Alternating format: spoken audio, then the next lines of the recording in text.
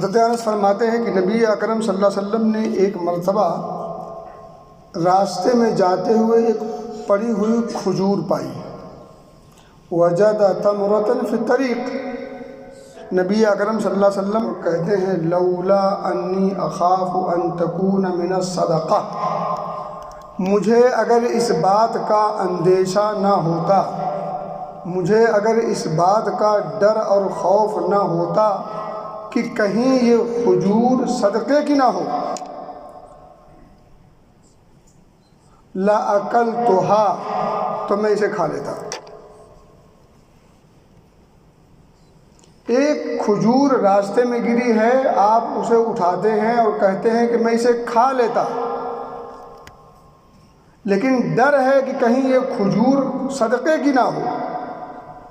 صدقہ حرام تھا نبی اکرم صلی اللہ علیہ وسلم پر اور آپ کے آل پر، یعنی آل ہاشم اور آل بنو مطلب، ان پر صدقہ حرام. اور اگر یہ عام کھجور ہوتی، اس بات کا یقین ہوتا، تو نبی اکرم صلی اللہ علیہ وسلم اس کھجور کو کھا لیتے. اس سے بہت ساری باتیں معلوم ہوتی ہیں، لیکن میں صرف ایک دو بات آپ کے سامنے رکھوں گا. پہلی بات تو یہ ہے کہ نبی اکرم صلی اللہ علیہ وسلم کتنا تواضع آپ کے پاس تھا. دوسری بات یہ معلوم ہوتی ہے کہ آدمی کو حرام مال سے کس حد تک بچنا چاہیے. اگر شبہہ بھی ہو کہ یہ حلال ہے یا حرام، شبہہ ہو حلال ہے یا حرام، تو پھر اس مال کو ٹچ نہیں کرنا چاہیے.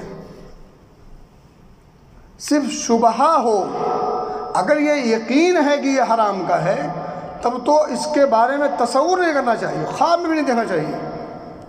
لیکن اگر وہ مال آپ کو شبہ ہے، پتہ نہیں حلال ہے یا حرام، جائز ہے یا ناجائز، مناسب ہے یا نامناسب، آپ تذبذب کے شکار ہیں، کسی ایک نتیجے پر نہیں پہنچ رہے ہیں، ایسے موقع پر ایمان کا تقاضا اور تقویٰ کا تقاضا یہ ہے کہ آپ ایسی چیزوں سے دستبردار چھوڑ دیں اس کو.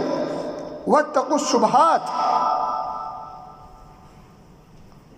آپ صلی اللہ علیہ وسلم نے کیا فرمایا؟ لولا انی اخاف ان تکون من الصدقہ لأکلتها. اگر مجھے اس بات کا خوف نہ ہوتا کہ کہیں یہ صدقے کی کھجور نہ ہو تو میں اسے کھا لیتا. ایک بڑی اہم بات عقیدے کی معلوم ہوتی ہے، کاش کی سمجھ میں آ جائے، جھگڑا ختم ہو جائے گا. نبی اکرم صلی اللہ علیہ وسلم کو اللہ رب العزت نے وحی کے ذریعے سے جو باتیں بتائی تھیں وہی آپ کو معلوم تھا. آپ صلی اللہ علیہ وسلم عالم الغیب نہیں تھے. یہ قرآن دو ٹوک انداز میں کہتا ہے، یہ حدیثیں دو ٹوک انداز میں کہتی ہیں. یہ نبی اکرم صلی اللہ علیہ وسلم کے اپنے اقوال، اپنے اعمال اور آپ کی اپنی پوری زندگی کا مطالعہ کر لیں تو وہ بھی یہ بات بتاتی ہیں کہ آپ صلی اللہ علیہ وسلم کو غیب کا علم اتنا ہی تھا جتنا اللہ نے آپ کو بتایا تھا. اور جو بتا دیا جائے اسے عالم الغیب نہیں کہتے. عالم الغیب اسے کہتے ہیں جسے بغیر کسی سورس کے پتہ ہو. اگر کسی ذریعے سے پتہ ہو نا تو اسے عالم الغیب نہیں کہتے. عالم الغیب صرف اللہ ہے. نبی پاک کیا فرماتے ہیں؟ اگر مجھے اس بات کا اندیشہ نہ ہوتا کہ کہیں یہ صدقے کی نہ ہو، یعنی آپ کو اس بات کا پتہ نہیں ہے کہ صدقے کی ہے کہ نہیں، شاید کی بات سمجھ میں آ گئی. دوسرا واقعہ اسی سے ملتا جلتا. پہلا واقعہ کیا ہے؟ راستے میں کھجور ملی ہے. دوسرا واقعہ کیا ہے؟ گھر کے اندر ملی ہے. گھر کے اندر اپنی بیویوں کے گھروں میں سے کسی گھر میں پڑی کھجور ملی ہے اور اس کے بارے میں بھی پتہ نہیں ہے کہ یہ صدقے کی ہے یا عام کھجور ہے. ابو ہریرہ فرماتے ہیں عن النبی صلی اللہ علیہ وسلم قال انی لانقلب الی اہلی. نبی اکرم فرماتے ہیں کہ میں اپنے بیویوں کے یا اپنے گھروں میں جاتا تھا لوٹ کے، جیسے کہیں سے آپ واپس اپنے گھر میں لوٹے کسی بیوی کے گھر میں. انی لانقلب الی اہلی، اپنی بیویوں یا اپنے گھروں میں سے کسی گھر میں میں جب لوٹتا تھا، واپس جاتا تھا، فَأَجِدُ التَّمَرَةَ سَاقِطَةً، تو میں اپنے گھر میں، بعض روایت میں ہے اپنے بستر پر، علی فراشی، اپنے بستر پر یا اپنے گھر میں پڑی ہوئی کھجور پاتا تھا، فَأَرْفَعُهَا، تو میں اسے اٹھاتا تھا، کس لیے؟ لِآكُلَهَا، تاکہ میں اسے کھا لوں، اسے اٹھاتا تھا کھانے کے لیے۔ کھجور کہاں ہے؟ اپنے گھر میں، یا اپنے گھر میں اپنے بستر پر۔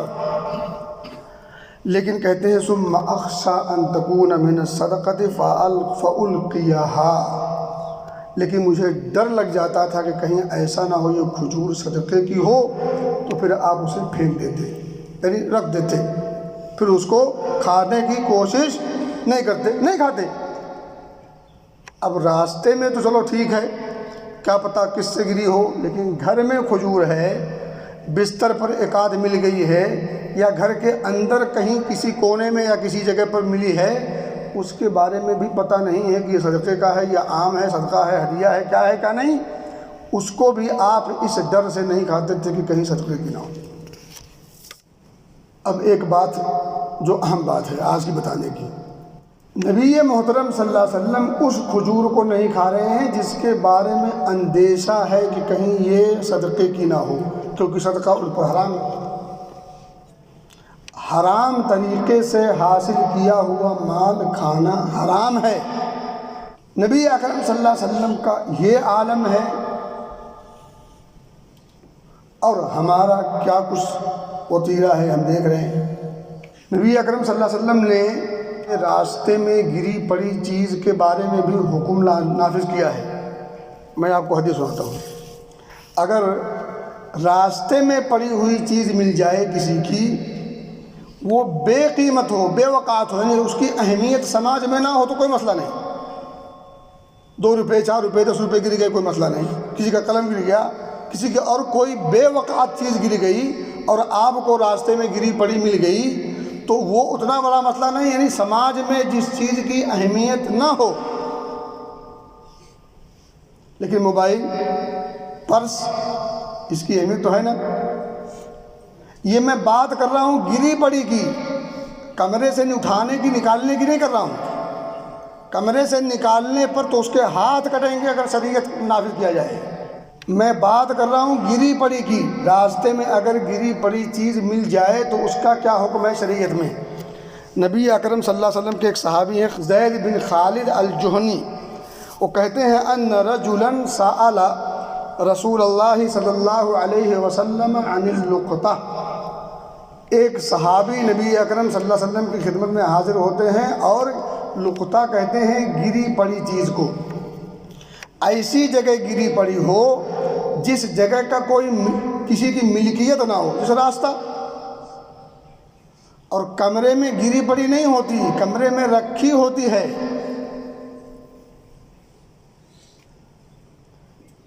کمرے میں رکھی ہوتی ہے، یہاں اگر کسی کا موبائل چھوٹ جائے تو یہ گری پڑی چیز ہے، کیونکہ یہ خاص کسی کی ملکیت نہیں ہے، اس کو کہیں گے لقطہ، گری پڑی چیز۔ اب سائل نے سوال کیا ہے گری پڑی چیز کے بارے میں، قالا، آپ نے فرمایا، ذرا سنیں، غور کریں، سوچیں کہ اگر گری پڑی چیز کے ساتھ یہ کام کرنا ہے تو چوری کرنے کا انجام کیا ہوگا؟ آپ نے فرمایا عرفہا سنتن، 1 سال تک اسے اعلان کراؤ، گلے کی مصیبت ہے یہ،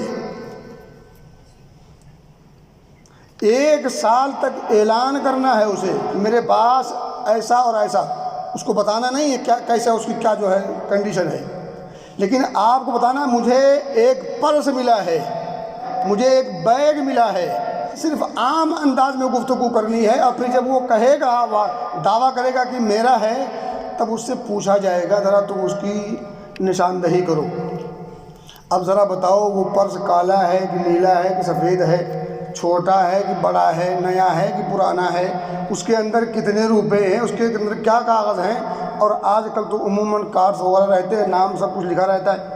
اگر پرس کی بات ہے، کوئی اقامہ ہے، کہیں پاسپورٹ ہے، کہیں کچھ ہے، کہیں کچھ ہے، واضح ہے، لیکن اگر غیر واضح ہو تو الفاظ دیکھیں حدیث کے، نبی اکرم فرماتے ہیں عرفہا سنتن، جو اہم بات ہے وہ آپ نے پہلے بتائی 1 سال تک اعلان کرنا ہے۔ اور آج کے زمانے میں تو اور آسان ہو گیا ہے، سوشل میڈیا ہے، آپ اعلان لکھیے اور سوشل میڈیا کے حوالے کر دیجئے، مسجدوں کے باہر دروازوں پر، عام شاہراہ پر، اور جہاں پائیں ہیں وہ اس کے آس پاس جہاں لوگوں کی عام گزرگاہ ہے، ایسی جگہوں پر اعلان کرنا یہ اس شخص کی ذمہ داری ہے جس نے وہ پرس اٹھایا ہے، جس نے وہ گری پڑی چیز اٹھائی ہے۔ اور ہم لوگ پا جائیں تو سمجھتے ہیں کہ مال غنیمت مل گیا ہے، چپکے سے دائیں بائیں ادھر ادھر دیکھا، کوئی دیکھ تو نہیں رہا، کام کی چیز نکالو، باقی دائیں بائیں پھینک دو، حرام ہے، اور انجام سے بے خبر نہ رہے۔ آپ نے فرمایا ثم اعرف وقاءها وعفاصها، پھر اس کا بندھن اور اسی طرح سے وہ چیز جس میں رکھی گئی ہے، برتن یا آج کے زمانے میں کہہ لیے وہ بیگ، وہ پرس، وہ جھولا، تو وہ چیز بھی آپ محفوظ کر لو، یعنی اس کو اپنے دماغ میں بٹھا لو۔ اور ایک حدیث میں ہے کہ کم سے کم 1 یا 2 آدمی کو گواہ بنا لو، 2 آدمی گواہ رکھ لے، یہ واجب نہیں ہے، مستحب ہے۔ اگر گواہ رکھ لے گا تو دل میں شیطان وسوسہ ڈالنے سے بچ جائے گا، بد نیتی کا شکار نہیں ہوگا۔ دوسری بات یہ بھی ہو سکتی ہے کہ اگر گواہ نہیں ہوگا اور وہ آدمی مر گیا تو جو اہل خانہ ہیں، جو اہل ورثہ ہیں، ورثہ اسے میراث سمجھ کر کے آپس سے بانٹ لیں گے، حالانکہ وہ حق کسی دوسرے کا ہے۔ اب سوچیں اگر گری پڑی چیز کے بارے میں اتنا احتیاط ہے، اتنے احکام ہیں اور اتنی ساری جو ہے سارے اعمال کرنے ہیں، تو چوری کر کے وہ آپ کا ہو گیا، چوری کا مال جائز ہو گیا۔ گری پڑی چیز کے یہ احکام بتا رہا ہوں میں آپ کو۔ نبی اکرم فرماتے ہیں ثم استنفق بها، ہاں 1 سال تک اگر تم نے اعلان کیا، اعلان وہ والا اعلان نہیں جو اپنے ہاں مشہور ہے، چپکے سے بول دیا اپنے آپ میں اور اس کے بعد اس کو پکا کر کے کھا لیا۔ کوئی مرغے کی ایک مثال دی جاتی ہے، لوگ ہنسی کے طور پر کہتے ہیں، جوک کرتے ہیں، وہ ایسا نہیں چلے گا۔ آپ کو اعلان کرنا ہے، اعلان کے طریقے سے، یہ آپ کی ڈیوٹی ہے۔ اور اگر اس اعلان میں کچھ خرچ آئے تو وہ خرچ جب مالک واپس آئے گا لینے کے لیے تو وہ خرچ آپ لے سکتے ہیں، لیکن باقی اسے دینا پڑے گا، اور آپ اسے ہدیہ بخشش بھی نہیں لے سکتے، یہ اس کا حق ہے۔ وہ دے دے خوشی سے الگ بات ہے، لیکن آپ اسے مانگ نہیں سکتے، یہ شریعت ہے۔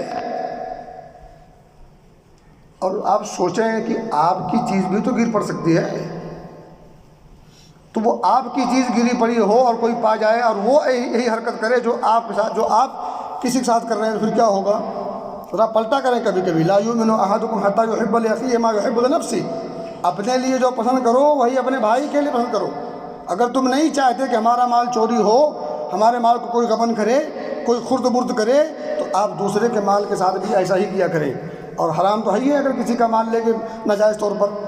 آپ نے فرمایا ثم استنفق بها فإن جاء ربها فأدها إليه، اگر 1 سال کے بعد بھی اس کا مالک آ جائے، حالانکہ 1 سال کے بعد وہ اس کا استعمال کر سکتا ہے اپنی ضرورت کے مطابق، 1 سال کے بعد وہ اس کو استعمال کر سکتا ہے، خرچ کر سکتا ہے، لیکن اسے محفوظ رکھے کہ وہ پرس اتنا بڑا تھا، ایسا تھا، ویسا تھا، یہ خوبی تھی، یہ صفات تھی، اس کے صفات کو محفوظ رکھے گا، گواہ بھی رکھے گا۔ اگر 1 سال کے بعد جب بھی آ جائے اسے وہ چیز واپس کرنی پڑے گی۔ وہ چیز اگر استعمال کی تھی، استعمال کر لیا تو اس کی قیمت دینی پڑے گی، کوئی مذاق نہیں ہے۔ بس اسی پہ اکتفا کرتے ہیں، اللہ سے دعا کرتے ہیں کہ اللہ تعالی ہمیں حلال روزی کی تلاش کی توفیق دے، اللہ ہمیں حرام رزق کے حصول سے بچائے۔